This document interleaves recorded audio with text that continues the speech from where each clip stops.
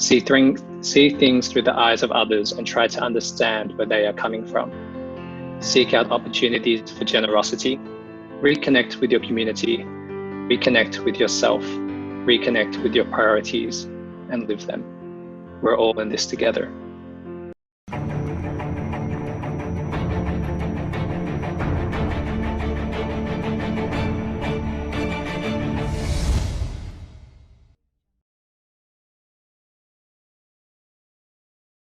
We are taking trips around APAC, as usual, listening to stories of our fellow members and learning from their life stories from past and present.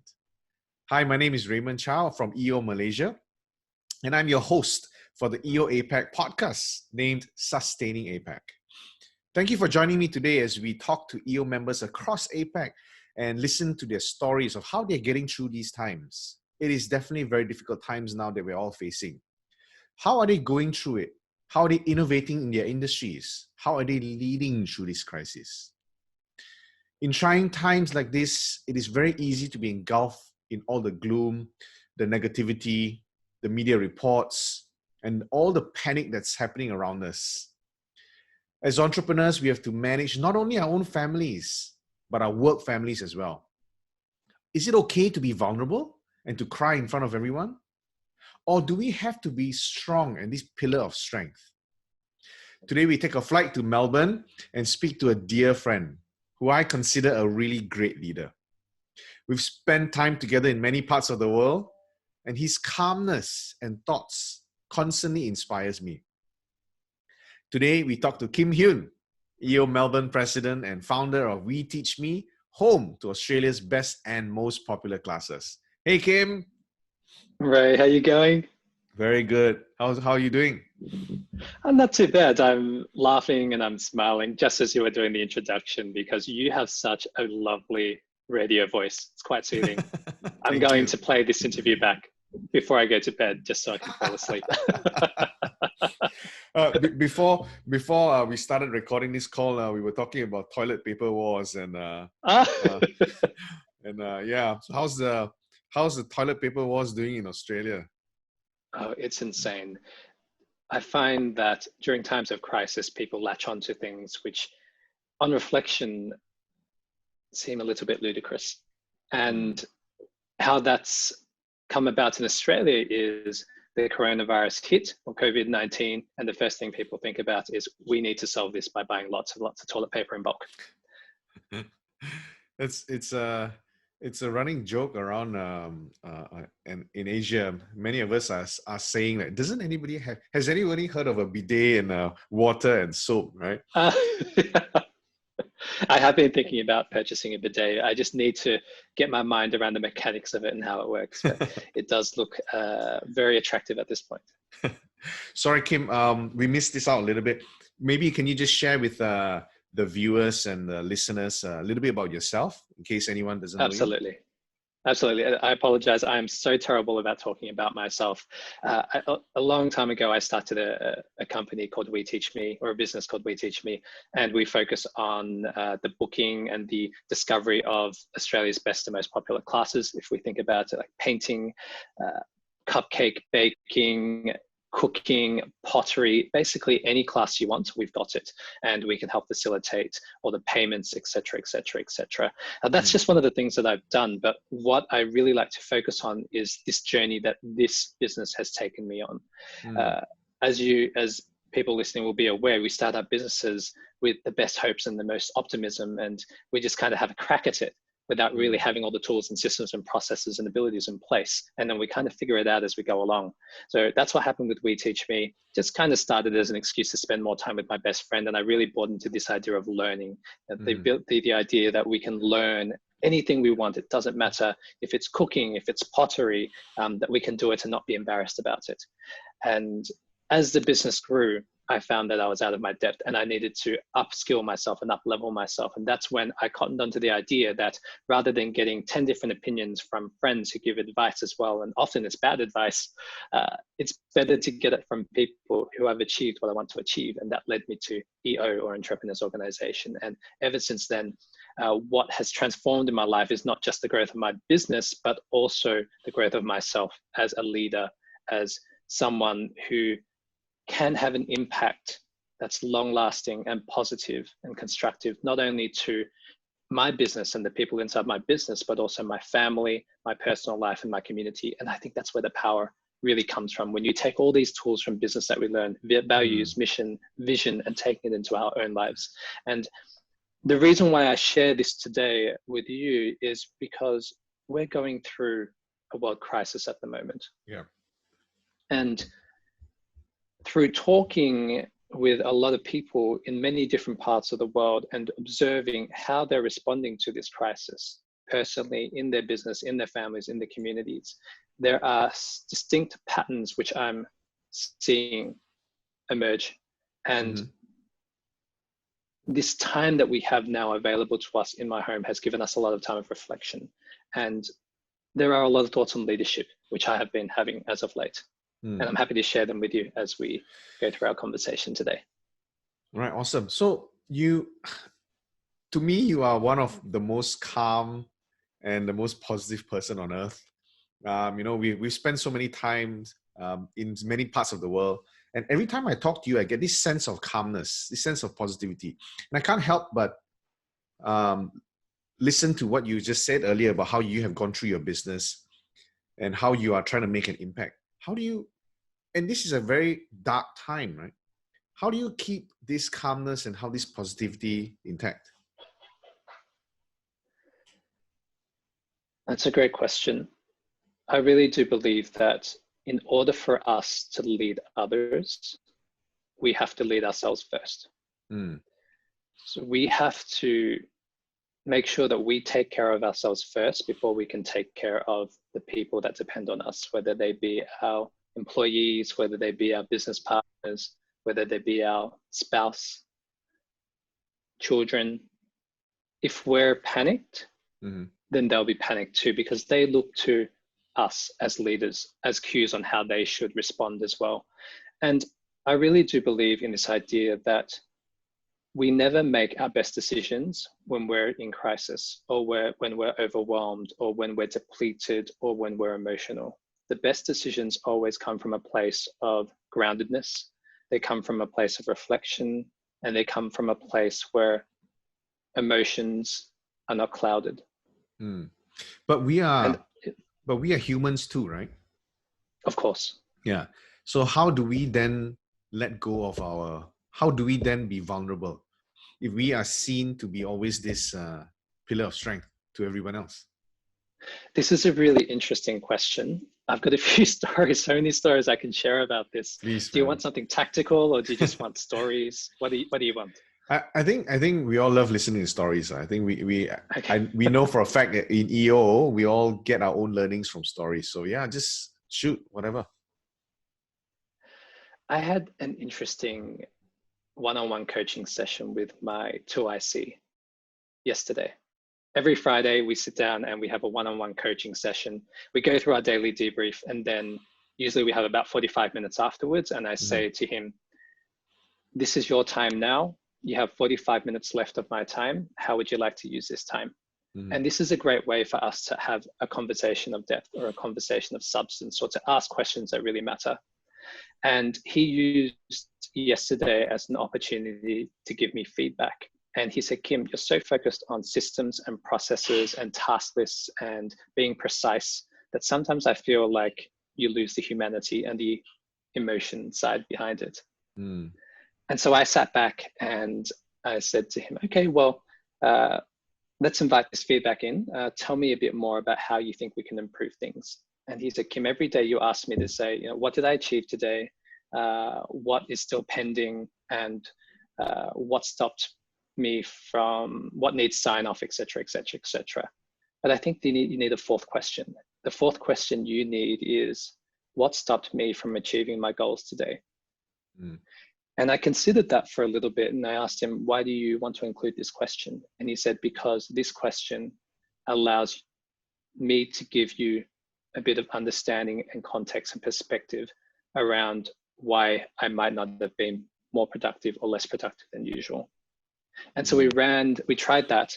And what I learned from that exercise is that by having a bit of perspective and context as to why he wasn't productive, that allowed me to suspend my judgment for that moment and really lean into this idea of compassionate leadership.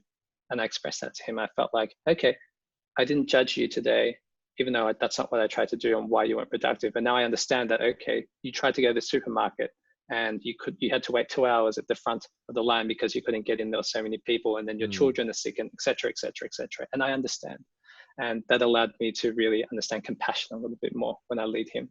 And then, so he said, Kym, how did you feel about this? And I said, well, if this is the case and this is the benefit, why don't we include that into all our systems and processes and checklists? And he started laughing and he says, Kym, you're such a robot.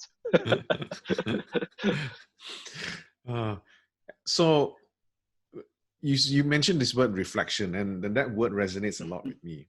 You know, I think this 2.5 weeks being locked in the house, well, not really locked, but I think we spoke about this feeling of being trapped, right? We spoke about not being able to have our own free will. And that is really what is bothering us.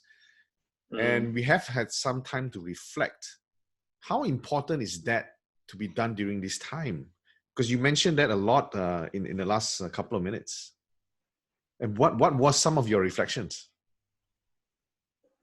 Well, let's start with how important is it to reflect. And in yesterday's EO APAC industry webinar, we had an EO member from New Zealand, Sue Duncan, and a quote which she shared, and I absolutely love it, is never, ever waste a good crisis. Never waste a good crisis. And it hit me, and I reflected on that. And we've got so many uncertainties flying around the world. However, this provides an opportunity to focus on what are things that we don't think about and don't get a chance much to look at. For me, it was an opportunity to sit at the piano and start playing the piano again, something which I haven't done in nearly 10 years, Ray. Wow. And I started singing and I thought, oh my gosh, this is amazing. And then I picked up a book called Educated by Tara Westover. And I picked up that book at 5 o'clock in the morning, and I didn't put it down until 7 o'clock at night when I turned the final page, and I hadn't done that in years. And what's really interesting about that, Ray, is it filled me with so much joy that nothing else mattered. I had a phone call with my best friend, and she said to me, Kym, I'm feeling so lonely. And I said, why do you feel lonely? And she said, we're stuck in the house. I can't go out and see the people I want to see. I can't have those conversations of substance. I feel so isolated and alone. How do you do it, Kym? And I thought, and I responded, do you know, best friend, at first I tried doing strategies that mitigated against the sadness, mitigated against the loneliness. And I found that that gave me momentary relief. However, when I focused on things that gave me joy and feelings of joy and focused on the growth of that joy, nothing else mattered. Everything else felt insignificant. And that was a really interesting learning for me. And I think if we weren't going through this crisis, I most likely would have just continued down the same path and repeating the same patterns that I was doing day in, day out before crisis. Robot Kym, right? I challenge that idea of robot Kym. We've had so many conversations. You don't think I'm a robot, do you? I mean, one day I might just pull off my face mask and you'll see secretary behind us. But I think there's a heart somewhere. Yeah. Do you feel that, is that a reason, if you look at the spiritual world, or, some of us are more spiritual than others, looking to the universe and so on. Do you think that is the reason why COVID is happening? Because we always believe that there's a reason for everything that happens in the world. Obviously, this is a reason, if you want to call it a reason, that we all did not predict, did not want to happen. What do you think is the reason that COVID is here? I like to think, Ray, that life is random. And we are tasked with finding the meaning in the randomness.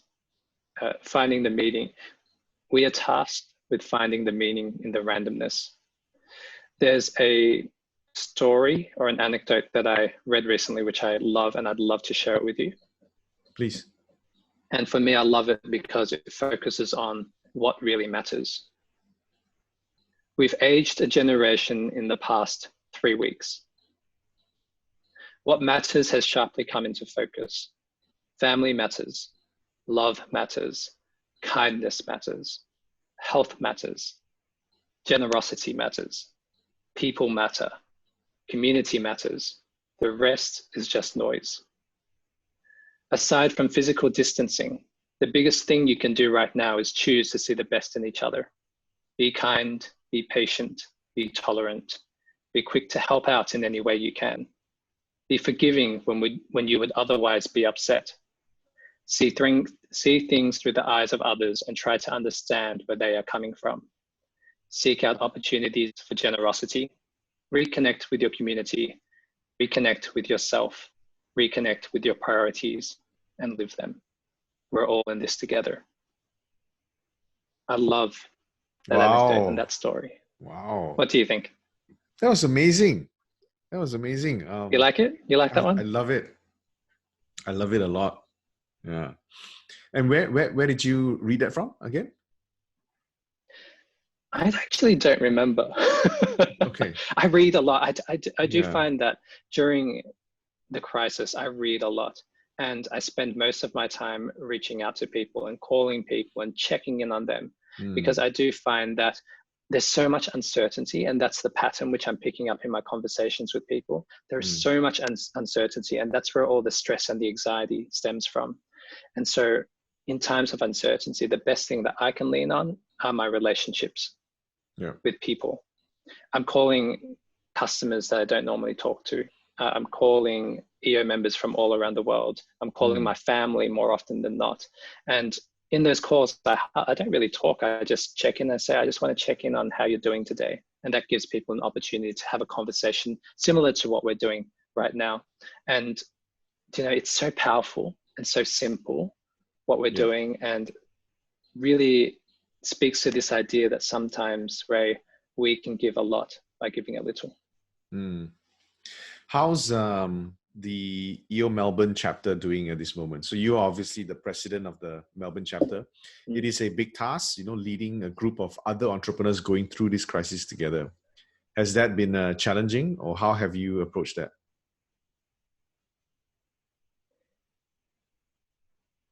I've started it by doing a lot of one-on-one calls, and it's heartbreaking, I must say, to listen to the stories, people who've lost their entire businesses, the fear, the uncertainty. That was the first 3 weeks. After everyone went through that period of pain and hurt and being scared, then it was, let's make sure that we put together a plan so that we can make sure all our friends and family and EO members, chapter members can get through this crisis. And then more importantly, let's put together a plan and prepare everyone so that they can make sure they are prepared for what happens post-crisis. Because what we do know is that this crisis will come and go. It's not going to last forever, but there will be an impact post-crisis. And we want to make sure that people are prepared for that. Now, one thing which we did touch on earlier in our conversation is the importance on making sure we lead ourselves first before we lead others. And what I have noticed in my conversations with the members of my chapter are people are hurting, and many of them, they're putting aside that hurt so they can focus on taking care of their family, their friends, their employees. And the best thing that I believed that we could do for our members was to appoint a resident psychologist, and completely funded by the chapter, so that our members can call anytime they want just to talk to someone. And everything that we've done, Ray, the weekly webinars, the one-on-one calls, that appointment of the resident psychologist touched on something in the chapter. And I've received so many calls and messages from members saying, oh my God, I didn't even know I needed this. Thank you so much. And for me and the board, if it helps one person, it's worth it. I think that's a great idea. I'll probably steal that idea. But I'll send you the invoice later. Right. The cost will be hugs. Hugs with sticks with hands, right? Because of social distancing. Ah, of I was course, just social distancing. looking at Yes. this cartoon that was sent to me this morning, and about a couple in the bed, and they wanted to hug before they sleep. So there are two sticks with hands on the top, and they just went. Uh, Uh, it's funny. I feel like half the world is focused on this crisis, and the other half are making memes. I agree. I agree. Yeah. So I guess what you're trying to say is that at the end of the day is being able to impact or take away that pain or hurt by focusing your attention on somebody else or something else that may need it more than you. And I resonate with that a lot because I find that, in my business context, in the last 2.5 weeks, I've been on calls with other entrepreneurs and other business owners, and just being an ear, just listening to them, sharing stories, just like what we are doing, and just talking to them through this whole crisis. And I find that as I am providing that relief for them and this open channel to be able to be with them, I find that my worries disappear as well. Absolutely. 100%. I have a theory on this, Ray, and why it happens. The first one is I think it works for people because one, the greatest gift you can give someone is your time. And by doing so, you're saying to that person, hey, I see you and you matter and how you feel matters and what you're going through is important. And people connect with that, I believe. I know when I feel it from others, I connect with it. And it's not hard to do, but the reality is in life, we're so distracted by things that we don't really do that for people. So when someone meets someone that does do it, it's quite magical. And the second point is, I believe that a great leader can walk into a room and expand people. And they do that by maybe listening, or they do that by creating an environment where people feel safe, or they do it by facilitating conversations of substance. But a great leader expands people, makes people bigger, makes people feel safer, makes people feel smarter, makes people more capable, more creative, kinder, just better. And great leadership emerges during times of crisis, for sure. A real test of leadership occurs when it's crisis. And this is an opportunity not only for people to learn how to be great leaders, but to practice being a great leader. And then hopefully, and this is my hope, that after the crisis, these things and lessons that we have learned are carried on as we all move forward together. It's ironic that we always see posters about this quote that says, what does not kill you make you stronger. And really, I feel in this time that quote really, really applies to every leader that is out there today, right?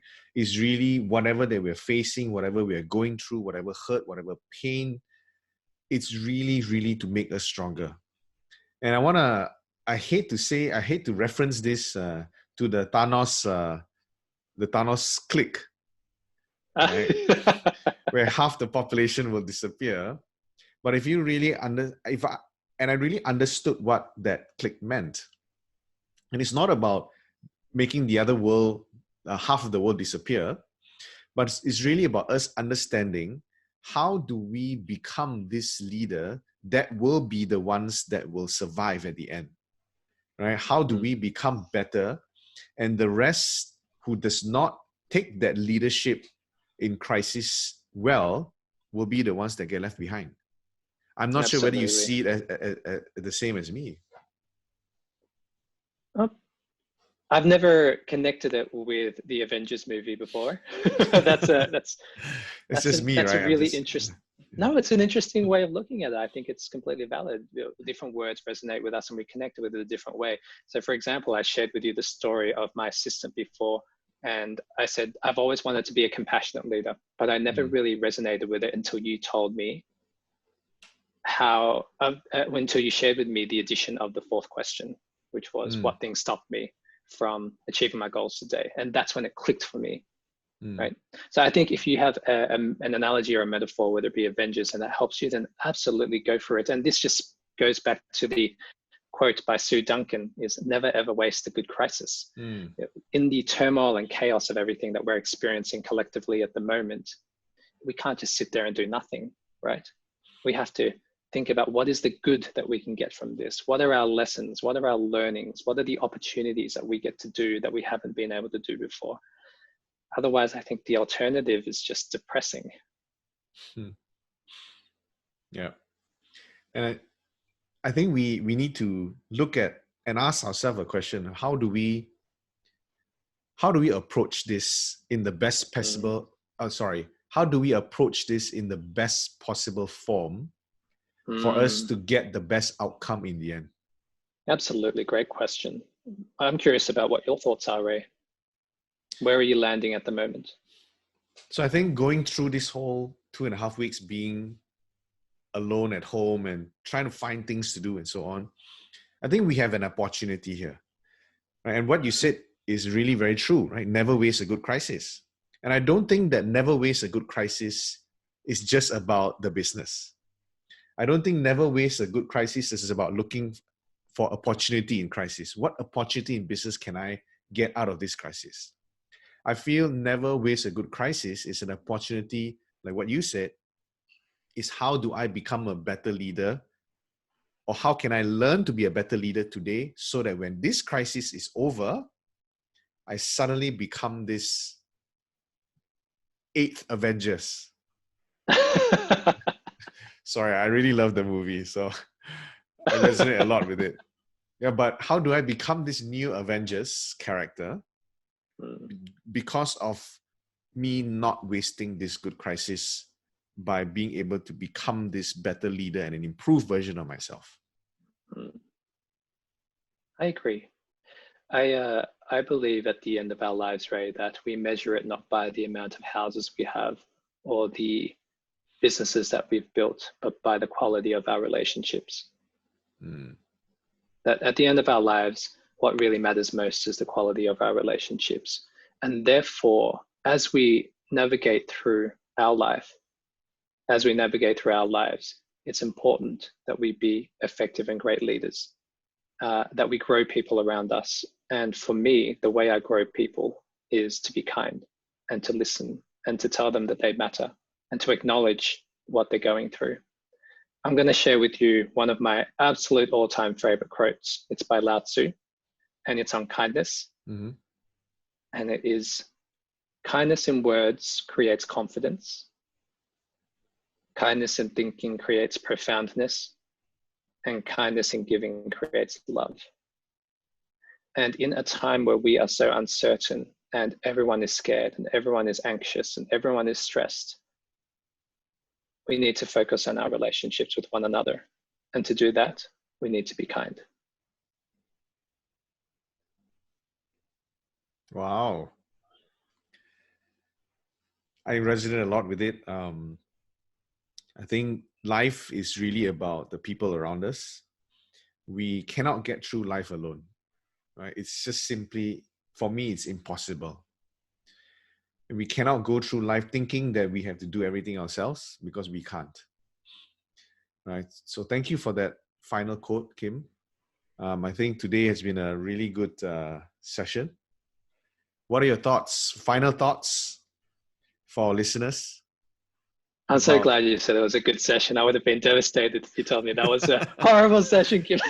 Sorry, Kym. Can we do the session again? It was just horrible. The final thought that I have for all our listeners is, I know in my experience, when I go through moments of crisis or moments where I feel destabilized, the easiest response that comes to me is to isolate myself and to hide myself from the world and to not take phone calls, because I don't want to talk about what's going on or what I'm going through with people over and over and over again. I have to make an effort to fight against that compulsion, because what I do know for sure is that we never ever have to go through and navigate through crisis alone. And we are stronger together. We are stronger when we stand with the people that care enough to reach out to us. And we are stronger when we do it with people beside us. You don't have to do it alone. Well, thank you so much again, Kym, for spending some time with me today. I'm very grateful to have some form of relationship with you. We've spent at least once a year together in some part of the world. And every time I do that, I learn something new. So thank you so much for sharing your stories, sharing your thoughts with me today. And likewise, thank you for sharing your thoughts and stories too, Ray. I learned something today too. Awesome.